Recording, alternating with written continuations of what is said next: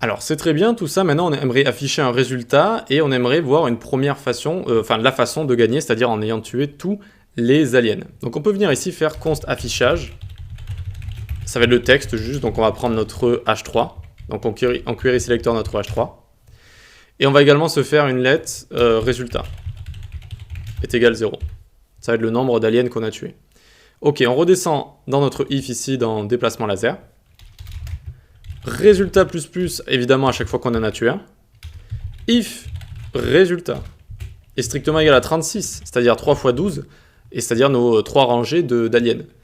Alors, affichage.textContent, hop, est égal, bravo, c'est gagné. Tac, nickel. Et on va clear intervalle de invader ID. D'accord, bon, il n'y en a plus de toute façon sur la map, vu que là, ils ont tous été tués. Mais on clear quand même pour des questions de performance, par exemple. Else, sinon, résultat.textContent est égal score de points $résultat, évidemment. On veut voir le nombre d'aliens qu'on a tués. Alors ici, on écrit bien textContent, et non pas, j'avais fait une petite erreur. Et on va dire un else. Affichage.textContent également est égal, on ouvre les backticks, score de points, $résultat. Donc soit on affiche qu'on a gagné si on les a tous tués, sinon on affiche le nombre qu'on a tué. Donc on peut venir là, tac. On a bien le score qui s'actualise en haut. Et donc bon, je vous laisse faire si vous voulez, mais si on les tue tous, eh bien ça va écrire ici, bravo, vous avez gagné, et ça va clear l'intervalle de tout ça. Voilà. Donc maintenant, comment on peut perdre? Eh bien, soit ils nous touchent, soit ils vont arriver derrière nous. Donc on va voir ça dans la fonction qui nous permet de les bouger. C'est-à-dire celle-là, bouger les aliens. On va venir ici, d'accord?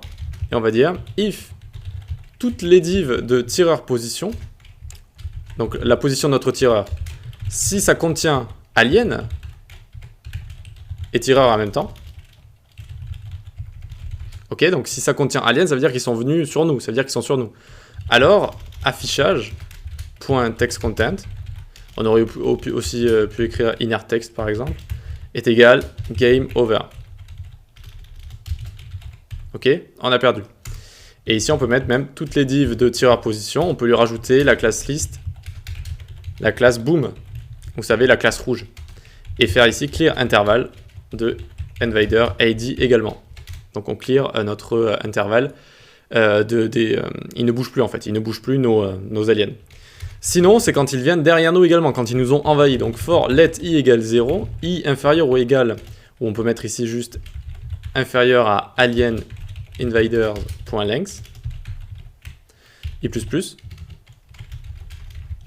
Si un des aliens en fait est derrière nous, if alien de i est supérieur à toutes les divs.length moins width, la longueur de toutes nos divs, alors toutes les divs ici, moins une largeur, donc ça veut dire qu'ils ont dépassé, ça veut dire qu'ils sont derrière nous, alors affichage.textContent est égal game over.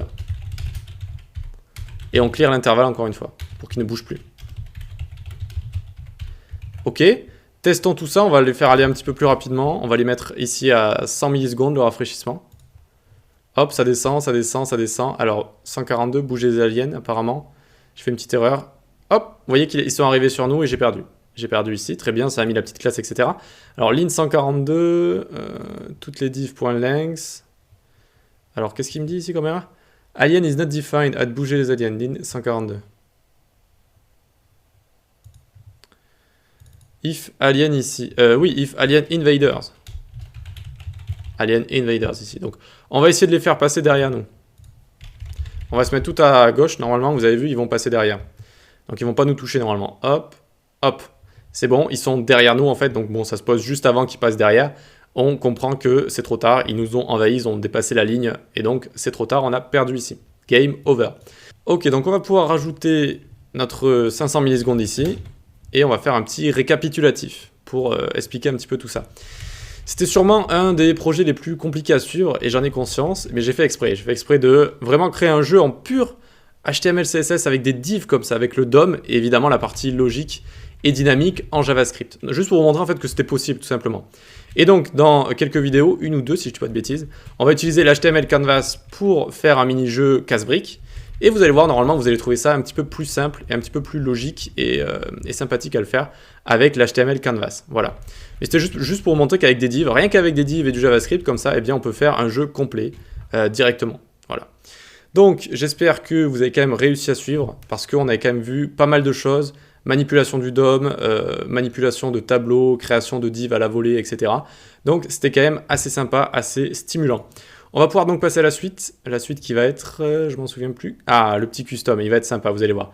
On va faire un lecteur vidéo personnalisé. Allez, à tout de suite.